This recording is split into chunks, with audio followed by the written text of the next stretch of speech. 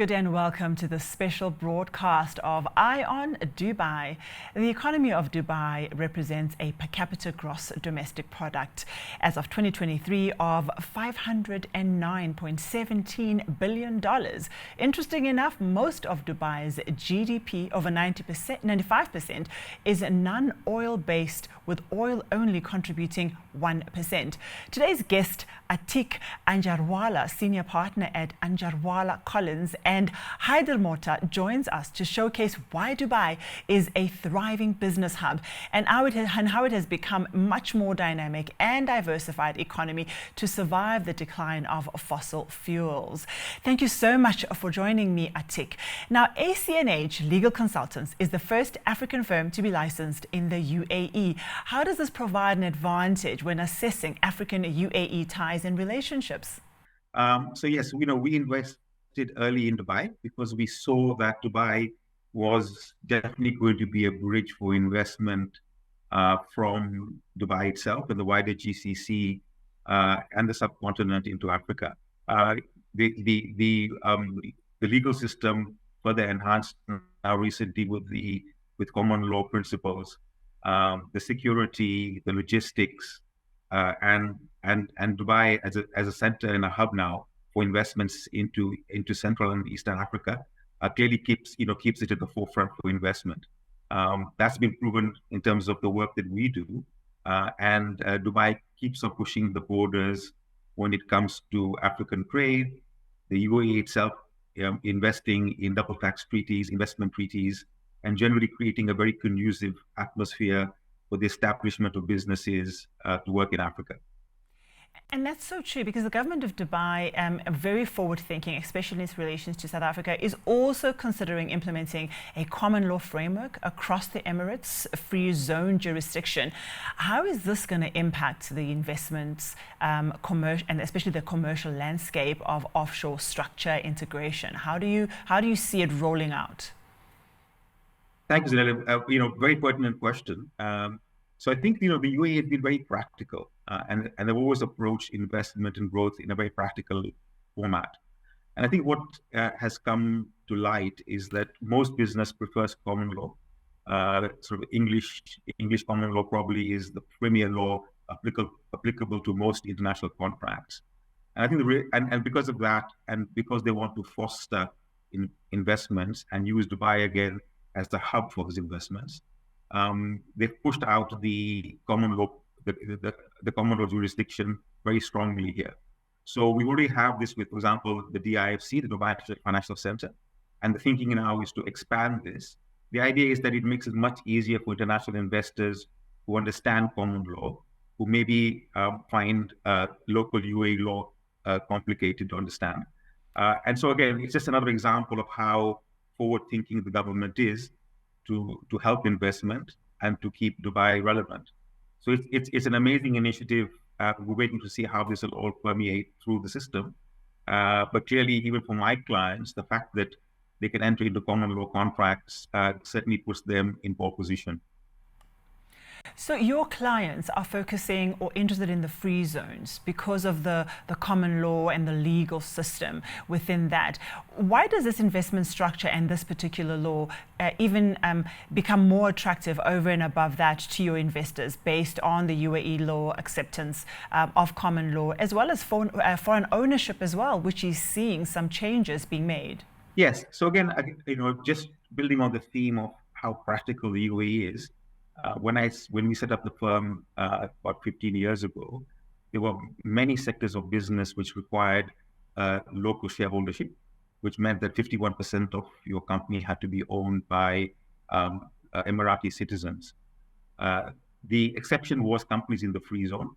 And so those companies that wished to work onshore in the UAE and use the onshore hub to undertake business both locally and internationally, having the 51% rule made it complex. And as lawyers, we spent a lot of time trying to design arrangements so that to give the owners of the businesses the comfort that they could actually control the businesses.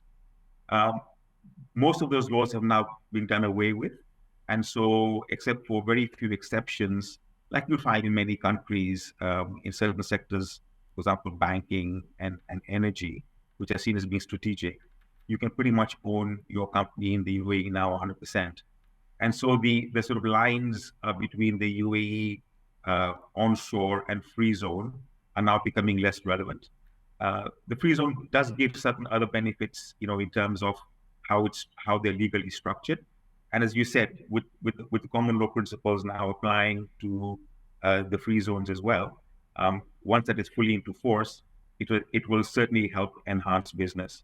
Now, considering Dubai's or the government of Dubai's perspective, and then your organization, ACNH, do you find that the ecosystem offers a whole lot more incentives? I'm looking at talent or tax incentives or ease of doing business. Are you finding the ecosystem also enabling you to thrive over and above the policy changes and developments that happen in the environment? Indeed, as an analyst, so, in terms of residence visas, there's a whole pool of visas now available for people of talent. You may have heard, you guys may have heard of the Golden Visa, which is a 10-year visa. That is also available for people with special talents, especially in the medical and the technical field. And again, the idea for the government in Dubai is to see if they can make sure that people with talent can use Dubai as a hub to undertake their business and make Dubai relevant for them. And certainly from our firm's perspective, we've been extremely pleased with seeing all these developments, because it allows us to market Dubai and allows us to use Dubai to structure arrangements and legal arrangements in a way that would not only enhance the client's legal position, but again allow for capital flows between Africa and the UAE to go smoothly. And I'm so tempted to go on to speak about this arrangement, especially when it comes to also high net worth individuals who seem to have the option now, and people are very mobile. They are looking at Dubai. So when it comes to the financial sector and the banking sector and the ability to absorb people's structural arrangements, trusts, funding, are you finding that it's also open to that caliber of individuals who want to make those moves? Yeah, again, Zanelli, thank you. Excellent question. So, as you may be aware, the sort of jurisprudence and the law behind the UAE is Islamic Sharia. That's enshrined in the constitution. But again, the entire UAE and Dubai as well, believe in being practical. And as non-Muslim foreigners, expatriates set up their business in Dubai, the realization did come that it was perhaps unfair to allow for or have a legal system which enforced Sharia and the principles of Sharia for non-Muslims when it came to the inheritance. So more and more, the ability for you, for non-Muslim and Muslims in certain categories, to be fair as well, to actually have their succession planned through non-Sharia provisions work. So in terms of a will, there's a trust law both in the ADGM in Abu Dhabi and the IFC in Dubai. There's a foundations law. And now the law has been expanded to allow the holding of international assets. So through a foundation in Dubai, you can not only own your home or your business in Dubai, but you could own assets that are outside of the UAE. And these arrangements are very tax efficient. They're well understood in terms of establishing the laws. They've used best practices globally. So the legal arrangements you would see in other offshore jurisdictions applicable to foundations and trusts would equally apply in Dubai and the UAE. And now let's move on to the Gulf Cooperation Council. There is a 3.8 billion investment by them into African countries to climb, and expected to reach around, and has reached around 8.3 billion in 2022. So GCC states also increasingly turning their attention on sub-Saharan Africa. What makes Africa particularly attractive, and how have they gone about doing the roadshows to demonstrate the collaborative and positive relations between ourselves and the GCC? So these have been interesting trends that we have seen, and to give some live examples that have been in the news not so long ago, DP World of Dubai signed a large concession for the ports in Tanzania. The Qataris have now a stake in Rwanda Air, and so on and so forth. So I think the GCC have noted that the returns that are available in Europe and in other countries are complicated. There are many areas of business which they see as giving them a better return, and therefore we're now noticing the move, especially in infrastructure, telecommunications, and large projects, where GCC countries are now focusing on Africa. Food security, I think, is a big issue, and that's not just agriculture, but even livestock, for example. Of course, we all know Africa is complicated, 53 countries, different legal systems, different languages. But there is definitely interest. So if you take Dubai, Dubai has chambers of commerce in Kenya, in Ethiopia, and other countries. And the aim really is to make sure that they create they assist UAE investors in understanding the lay of the ground. You're finding a lot of trade missions from the Dubai Chamber of Commerce and other chambers of commerce. The Saudi government is now looking at Africa in much more detail. We've had trade delegations from Saudi as well.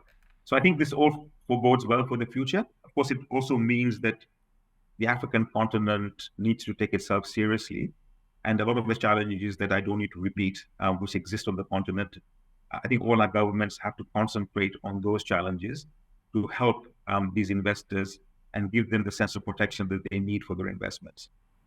And it shows we definitely live in such a global world, and the eye is on Africa, but the eye is on Dubai as well. But thank you so much for today's conversation. And that's how we wrap Eye on Dubai. Thank you to my guest, Atiq Anjarwala, Senior Partner at Anjarwala Collins and Haider Mota, for joining us, providing some insight into the inner workings of Dubai's thriving economy, its openness to collaborating and bringing the rest of the economic world to participate in Dubai's future. But until next time, from me, Zalela Morrison, it's goodbye for now.